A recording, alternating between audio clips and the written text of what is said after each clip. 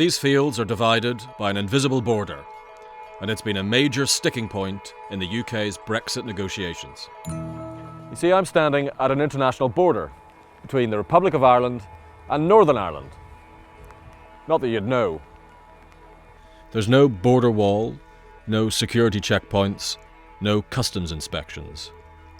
Goods, services, and people can move freely between these two nations. So this line exists only on paper.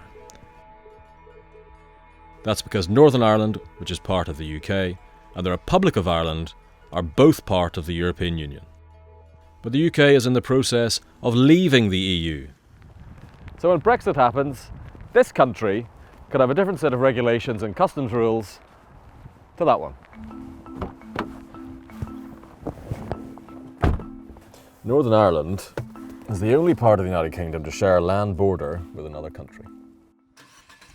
Brexit has been especially controversial for the nearly 2 million people who live here. While the UK as a whole voted to leave the EU in 2016, along the border a big majority voted to remain.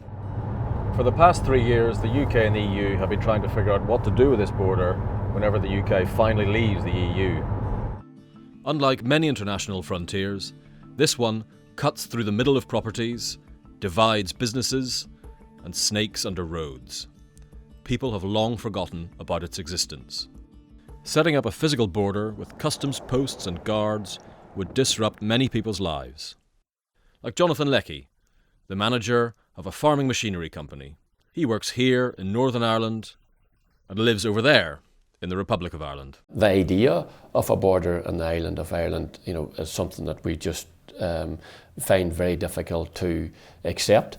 We're bringing in goods from China, we're bringing in goods from India, we're sending goods to Australia. I think every organisation who trades cross-border, their senior people have been absorbed and almost totally absorbed in trying to figure out what Brexit could possibly mean for them.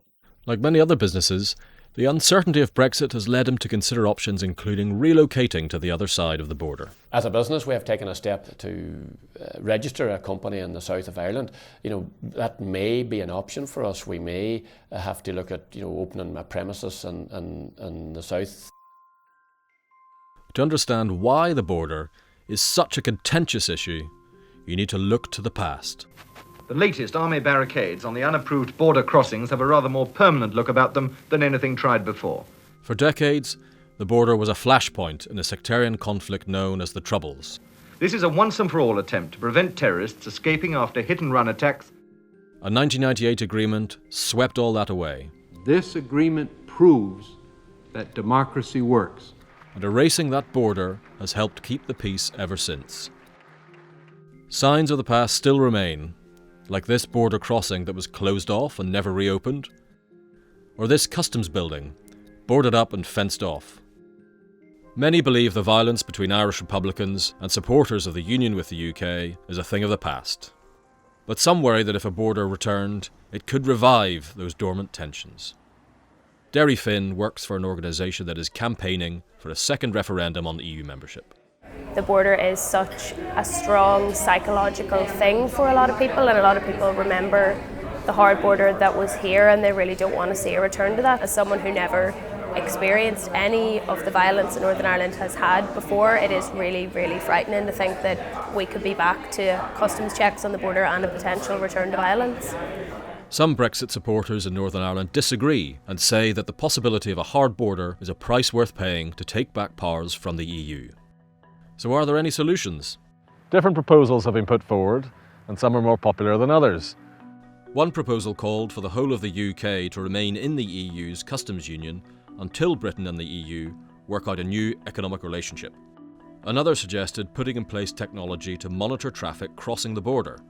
Checks could be done in warehouses far from the frontier instead. Or even moving the border out to sea. Even if a solution were to be agreed, implementing it won't be easy.